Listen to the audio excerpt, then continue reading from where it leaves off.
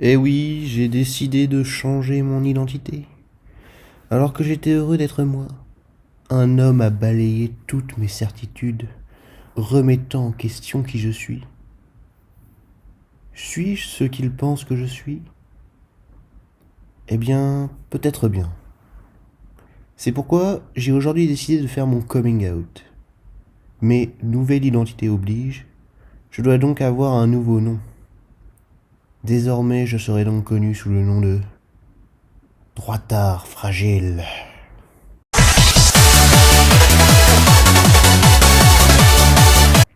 Et non, je ne change pas de sexe. Je me contente juste de changer de nom de chaîne.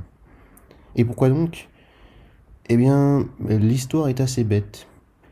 Mais en gros, pour faire simple, j'étais sur un live de Diamond, les chroniques de YouTube. Un gauchiste. Et c'est lui qui m'a suggéré le nom à la suite d'une vanne que j'ai faite. D'ailleurs, si vous voulez plus d'informations, vous pouvez aller jeter un coup d'œil à la fin de la vidéo. Tout s'est fait assez vite et le reste du chat a très vite été convaincu que le nom était excellent.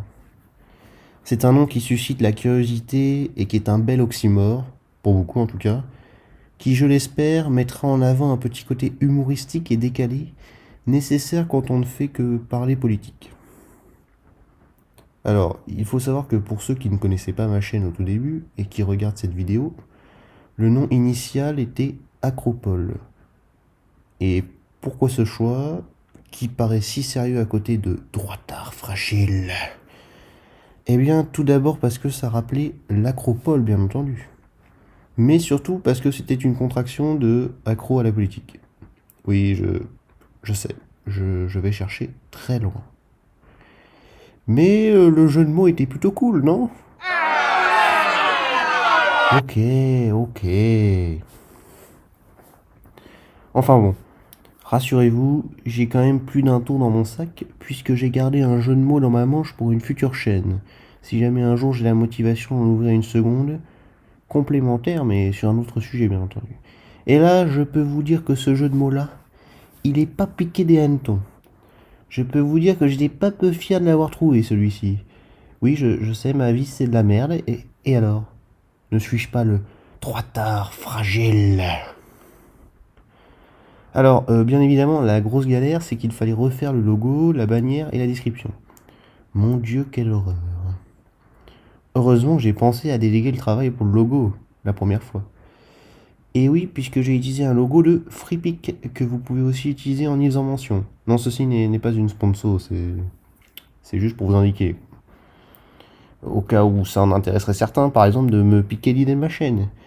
Et là, bien entendu, j'espère que dans 30 ans, je ne serai pas dégoûté quand je verrai Droitard Fragile tournant autour des 100 abonnés, pendant qu'Acropole sera devenue une émission internationale avec des milliers de gens qui la regardent. Pitié, faites que ce que je dis ne se passe pas. Enfin bon, ça m'a éclaté de refaire une bannière à un logo. Oui, je vous ai déjà dit que ma vie c'était de la merde. Enfin bref, ça n'a pas été si long que ça en fin de compte, mais je suis pas encore convaincu du résultat. C'est pour ça que j'aimerais avoir votre avis dans les commentaires. On garde, on change, c'est vous qui décidez depuis chez vous. Pour garder le concept tel qu'il est, tapez 1. Pour demander à ce qu'il change, tapez 2. Et n'oubliez pas d'envoyer en même temps votre code de carte bleue au 06 42 42. Prix d'un appel fixe vers WhatsApp. Allez, sur ce, j'attends votre réponse. Notre huissier de justice dévoilera les résultats en commentaire. À bientôt. Ah, attendez, il manque quelque chose. Bah oui, qui dit changement d'identité dit bilan de la période précédente. Surtout que bon, je vais bientôt fêter mes 6 mois sur YouTube. Waouh! Et quoi? On me dit dans l'oreillette que j'ai atteint les 1000 vues. C'est incroyable. Mais c'est une spéciale 1000 vues alors. Ah oui. Et avant de poursuivre, merci aux 39 premiers abonnés de ma chaîne. Merci de me soutenir. Vous êtes les meilleurs. Et j'espère que ce changement ne vous perturbera pas trop. Bon allez, maintenant on parle de mon avis sur la plateforme YouTube en tant que créateur. C'est parti.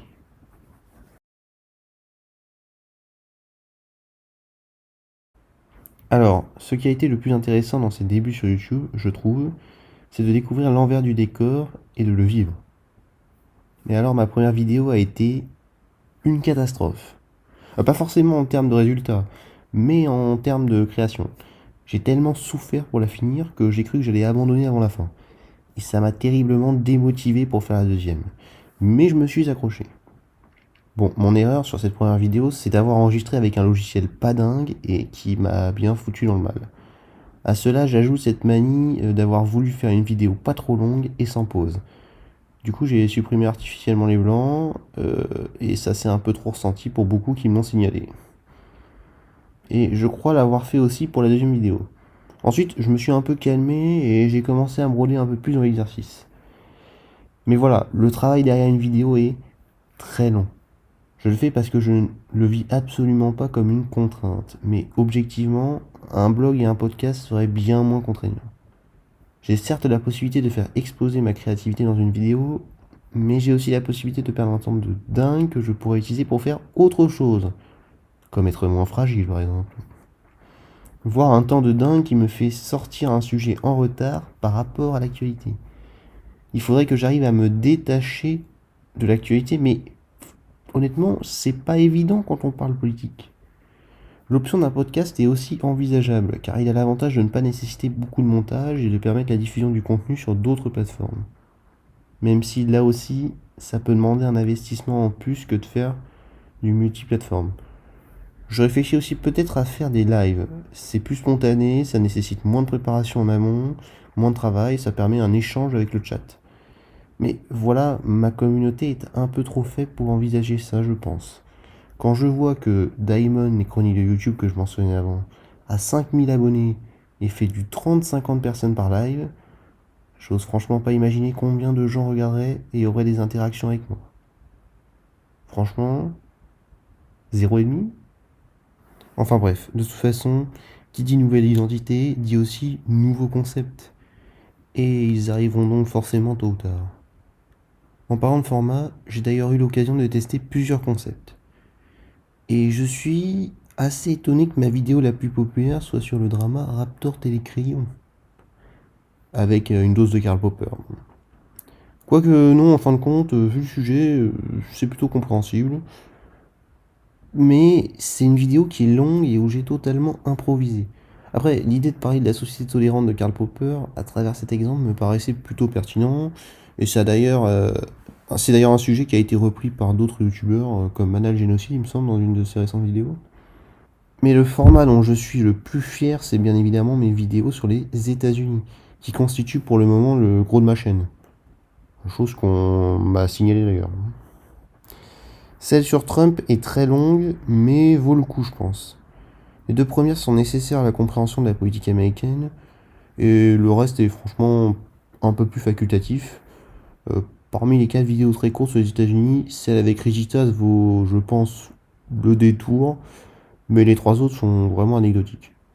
2 correspondaient à un moment de l'actualité, et une à une imitation qu'on pourrait qualifier d'écopus, hein, clairement. Donc, si vous aimez les imitations, allez-y, mais je suis pas trop fier du rendu du son du micro. Et bah oui, j'ai pas encore la YouTube monnaie pour faire péter le budget matériel. Autrement, mes 3 longues vidéos d'actualité sur les États-Unis sont plutôt intéressantes, globalement je pense.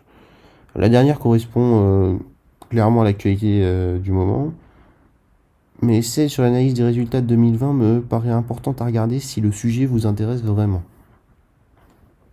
Après, j'ai d'autres vidéos comme celle sur la dette publique qui est assez cool si vous voulez comprendre les bases du fonctionnement de la dette. Celle sur les jeunes et la Covid n'est probablement pas la plus intéressante. Et je dirais que ma pire vidéo, bah, c'est probablement celle sur Guillaume Meurice. En fait, j'aurais peut-être dû m'abstenir de la sortir parce que j'ai juste voulu surfer sur le buzz. Mais en fait, j'aurais dû me concentrer sur quelque chose d'un peu plus posé. Même si je pense pas que mes arguments soient fondamentalement mauvais, mais je pense juste que bon, c'est une sorte de vidéo cobaye qui est destinée à disparaître et qui n'est pas vraiment un véritable étendard pour ma chaîne. Enfin bon, voilà. Aussi, à part deux trois mecs dont l'objectif était de me décourager de continuer, je pense que l'ensemble de mes discussions avec les gens ont été plutôt courtoises. J'ai pas eu vraiment d'interaction terriblement chiante. Et puis, bah, carrément un gros bonus à certains, hein, qui étaient là régulièrement, on postait des messages très intéressants et très pertinents. Merci les gars. Mais bon, c'est bien joli tout ça, mais YouTube, alors on en pense quoi en tant que service, en tant qu'outil de travail, enfin, de loisir, pas, etc. Eh bien, comment dire, la plateforme est bien évidemment la meilleure au monde pour fournir ce type de service, mais je trouve qu'elle souffre malgré tout de nombreux défauts. Bon, déjà, il faut comprendre les différents éléments de YouTube Studio, l'outil de gestion des vidéos YouTube. Ce dernier nous donne en fait accès à des statistiques. Vues, impressions, taux de clic, durée de visionnage, etc. Alors, pour ceux qui ne savent pas, en gros, les impressions, c'est le nombre de fois qu'on voit votre miniature. Le taux de clic, c'est le pourcentage de gens qui cliquent en voyant votre miniature. Et la durée de visionnage, c'est bien évidemment combien de temps les gens regardent votre vidéo. Et en soi, l'outil YouTube Studio est pas mal, mais déjà il y a quelques problèmes de synchronisation. On peut avoir deux onglets qui donnent des stats différentes sur la même donnée, et l'application mobile qui en donne une troisième. Enfin bon, peu importe. J'ai surtout noté quatre gros problèmes. Mais avant d'en parler, oui, YouTube cherche à faire de l'argent. Donc il s'en fiche de ne pas faire découvrir les petits créateurs ou de montrer le même type de contenu aux utilisateurs. Tant que les spectateurs restent sur la plateforme, regardent des pubs et génèrent du pognon. Et franchement, je ne leur en tiens pas rigueur. Certes, ça pose des soucis comme la radicalisation des gens ou la difficulté pour les petits de se faire une place. Mais si YouTube a pour motivation le profit, je comprends. Ce que je comprends moins, ce sont les quatre choses suivantes qui pour moi vont à l'encontre justement de cette motivation. Le premier, c'est le nombre d'impressions. Le nombre de vues est certes important, mais bon, il dépend avant tout du nombre d'impressions. Si peu de gens voient ma miniature, naturellement, peu de gens verront ma vidéo. Or, j'ai personnellement trouvé jusque-là ce nombre extrêmement faible. J'ai donc tenté de vérifier par moi-même si YouTube recommandait ma vidéo à ceux qui s'intéressaient à des contenus similaires. J'avais beau cliquer sur des contenus similaires, ma vidéo n'apparaissait jamais. Je finissais même par avoir des trucs n'ayant aucun lien avec le contenu précédent. Comme si l'algorithme était incapable de voir la constante entre les vidéos. Et ça, c'est pour moi un vrai défaut que YouTube devrait corriger. Un des autres points, c'est le fait que rechercher le titre de votre vidéo ne la fait pas forcément apparaître. Franchement, est-ce que j'ai vraiment besoin d'expliquer à quel point c'est absurde? Le troisième point, c'est que, au bout de quelques jours, le nombre d'impressions stagnait. Généralement, ça tournait vers les une semaine. Comme si, après une semaine, YouTube avait abandonné son travail et estimé que la vidéo avait atteint la date de péremption. Parfois, c'était le cas. D'autres fois, un peu moins. Quand votre vidéo décolle, il n'y a aucune raison qu'elle se mette à stagner une semaine après si son sujet est intemporel. Qu'elle se mette à stagner au niveau des vues, éventuellement. Ça voudrait dire tout simplement que au début de l'échantillon, j'ai eu énormément de gens qui cliquaient, mais c'était pas représentatif. En réalité, j'ai très peu de gens qui cliquent sur ma vidéo.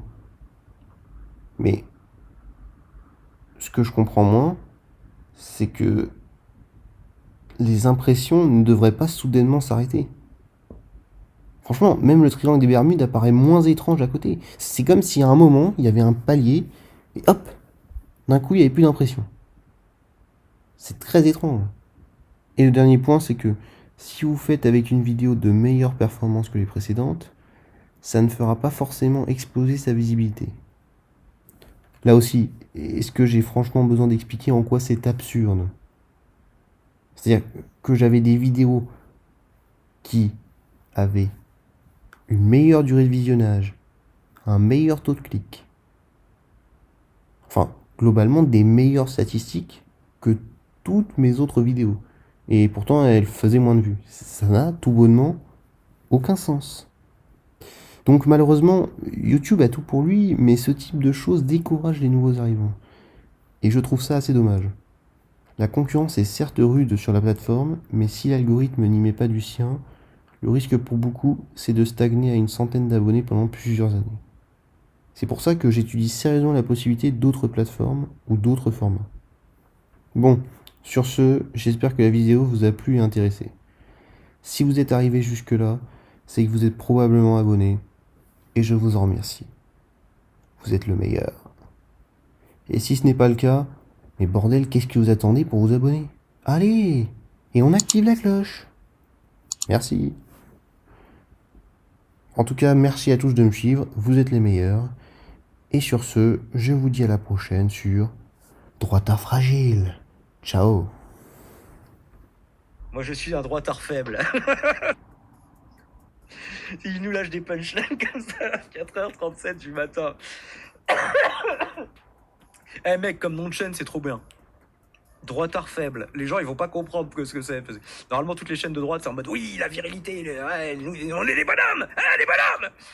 J'exagère, voilà, je taille un peu comme les gauchis. Les gens de droite, ils diraient, ouais, les gauchis, c'est le. On est triste, on est malheureux, on te plaint beaucoup. Voilà, bon, on peut faire des clichés débiles sur un peu tout le monde, c'est vrai. Bref, je la note tout de suite. Oui, vas-y, fais-toi une chaîne droitard faible. Droitard fragile. Mec, droitard fragile, je te jure que c'est un nom de chaîne qui claque. Les gens vont pas comprendre, ils vont cliquer juste parce qu'ils comprennent pas. Tu verras. Et tu deviendras une superstar et tu diras comment j'ai eu mon premier million d'abonnés. Bah, c'est con, un mec, il s'appelle Diamond. Bah, aujourd'hui, il a toujours que 5000 abonnés, c'est un connard. Mais il m'a donné l'idée quand même, donc c'était plutôt cool. Ah, ça t'a plu toi aussi, Baron Perché, droitard fragile. Le titre qui tue. Droitard fragile, excellent. Ah, mais tout le monde aime bien, les gens de gauche, les gens de droite. Vous avez vu, on a trouvé que tout le monde est d'accord là-dessus.